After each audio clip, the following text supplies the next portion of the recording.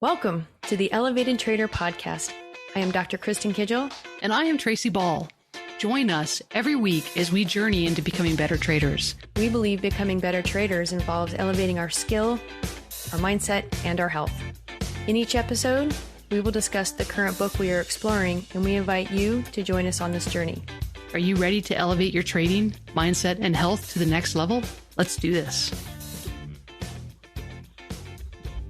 Welcome back to part 3 of Money Grows on Trees, written by the awesome Jeremy Alexander Newsom. So let's jump in. He wants to basically uproot a limiting belief, dig into your brain and just yank it out, which I adore. He does this very well. This one is about the love of money is the root of all evil. And I think, let me just start by saying, I've absolutely grown up hearing this. And I can tell you it has never resonated with me in any way. Like, I've never been attached to it. I never believed it young. And that's just me looking back. So I definitely don't have a problem. When people hear that, I'm like, psh. And when people say, one of the things I learned is that money enhances who you are. And to me, that's what I hold on to. Because he has you try to make a list of, let's just say, go ahead, try to think of 10 people, write down 10 names of people that are like horrific, mean, greedy, miserly, who hate puppies and family gatherings. And so I could, and I would be guessing, but I could come up with like one name. So 10, no way. But I honestly could think of a ton of people that are givers. You know, they're either millionaires and they're silent givers, or they're millionaires and they're publicly giving to all kinds of charities and stuff like that. So I think, I really appreciate, what he says there. And then he also has more affirmations here. And I will go through those affirmations after I hear what you got out of, your connection and what you got out of this chapter here. It's really interesting. I actually had an epiphany during this chapter, which was sweet. Yeah, it was quite interesting. So the love of money is the root of all evil. I had to think about this a little bit because I've never really thought about it. When I do, could I think of 10 people that I could fit that list? No, not really. But number one, I don't have a lot of millionaires in my life. At least I didn't think I did. Okay. And that's the kicker. So the ones that I do know are millionaires, they're the ones that are flaunting it. They're the ones, because money is not something that I talk about. It's not something that comes up in conversations. I grew up believing that money is one of those things that you don't talk about. You never ask somebody how much they make. You never do anything. And so for the people in my life, for me to determine whether or not they're millionaires or not is all an assumption. And I have learned not to make assumptions, not to judge a book by a cover. So the revelation for me, or the revelation, I should say, for me in this was that the people that I know are millionaires are the ones that flaunt it. And you're right. It's the arrogance that comes out. It's that it enhances that behavior. They're already arrogant to begin with. So that's the impression that I had of wealthy people. Okay. You end up with all of the evil that happens in the world, and it's all funded by whatever. So yes, it's there, but it's not necessarily an acting belief in my life. Once again, I'll get back to the epiphany part. And that was, I used to live in Vancouver. And Vancouver is one of the most expensive real estate markets in North America now. And I sold a home there. And that home has since 10x'd in value had I kept it.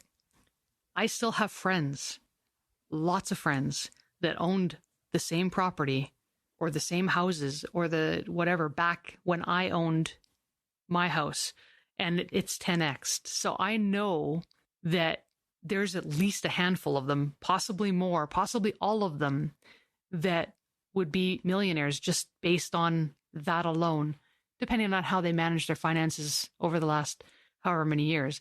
They may not think of themselves as millionaires because it's all tied up in their residence, and they would have to sell their home or liability. Right. So they would have to sell their home to actually capitalize on that. But each and every one of them really, if they were to sell their home and then move to a community where it was significantly cheaper, would be millionaires.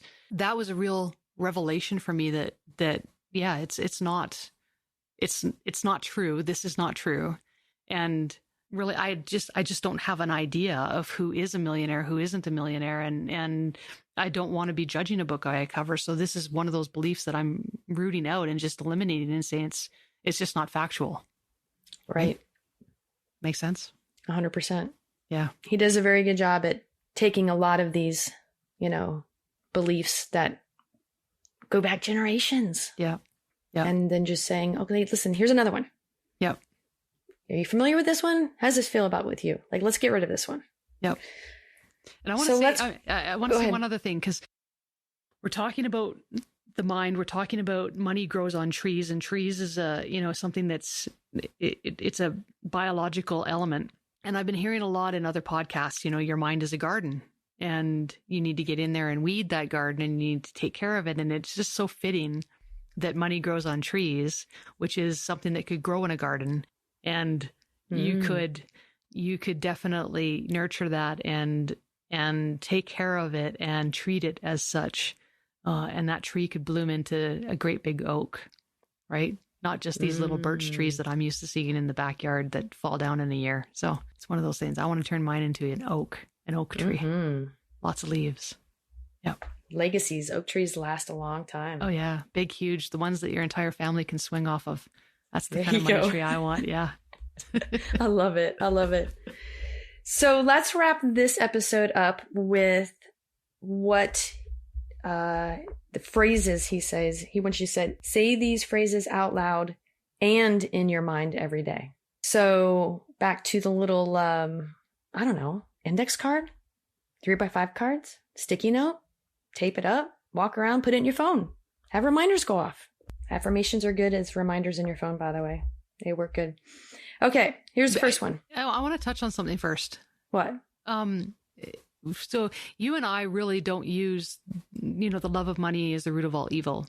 But there was another concept that he talked about in this chapter that I think is really important that we need to cover. And that is if you do view money as the root of all evil, how does that limit your relationship with money? And if you think that money is the root of all evil, and you think that if you get money, that's going to make you evil, that is going to be a limiting factor in how much money you get in your life. And I think that's also a big takeaway. Now, I don't think that it's something that you and I struggle with personally, but I do think that it's something that people need to be aware of. And I think is a great point that he brings up in this book.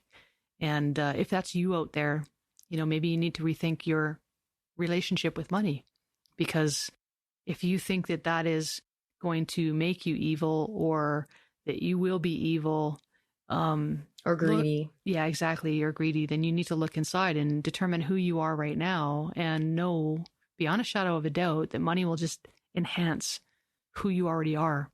So if you want to be somebody different, then you need to change who you are right now. Right. Look in the mirror. What are your beliefs? Yeah, exactly. And then also the thoughts that sneak in, because they're going to sneak in, all kinds of them. Yeah, for sure. You just don't let them ruminate. That's right. No rumination here. No rumination. And that's why he wants us to read these. Yeah. And I feel, and what I've learned from other people is that if you read this, write this, say this, and you may not agree, like you agree like, oh yeah, but you have this feeling like, ooh, that one doesn't sit well. That's the one you probably need to be really focusing on more. I have realized in my own life. Okay, so see how you literally feel when you hear me say it. And then if you were to say it out loud, like repeating it after me in your mind, be present enough in your own body and in your own mind to go, how do I feel about that one? Mm-hmm. That's big. That is big. And so one of the things that I was taught by a couple different people was to read and say the affirmation 30 times for 30 days. Like 30 times each day or once every day for 30 days?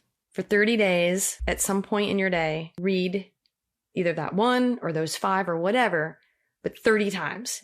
The ones that you want to get your body to be okay with and believe. That supposedly is the trick. So that would be 900 times over those 30 days. Got it. It was math camp, right? Yes. Okay. And band camp? Yes. Okay. Yeah. By the way, just summer camp here. Plain old. That's because you're fun. I don't know, man. Okay, number 1. No particular order. Here we go. I love money and money loves me. I love money because of all the incredible things I can accomplish with its help. I really like that one. Mm-hmm. Really, really like that one. I sincerely love money because it will amplify who I already am. And I'm an amazing human. Love it. I truly love money and I will use it to bless and help vast numbers of people. Money is everywhere. It even grows on trees. In fact, trees are money. And then basically he just says within the next 7 days, he wants you to, let's see here, do a 50% tip on the bill and making sure that that money goes to that person. Like it's not being split. And if if that person is splitting the tip with other people, like go give them cash, make it happen. So I definitely have been doing that. I love over tipping. Now, granted, if it's like a crappy situation, but you know, that's pretty random. And even if it's not always their fault when things aren't going well, because wait staff is not an easy job. And I have waited tables before. I think everybody should wait tables at least once in their life. I digress. So yeah, let's write them out. Let's read them. Let's do it. You up for the challenge? You got them written down? You ready to go? Let's do it. Okay. On to the next episode. Thank you for joining us today. For more information about the show, as well as our list of current reads, check us out at www.theelevatedtrader.com. Remember to subscribe and share if you found value in today's episode. See you next week.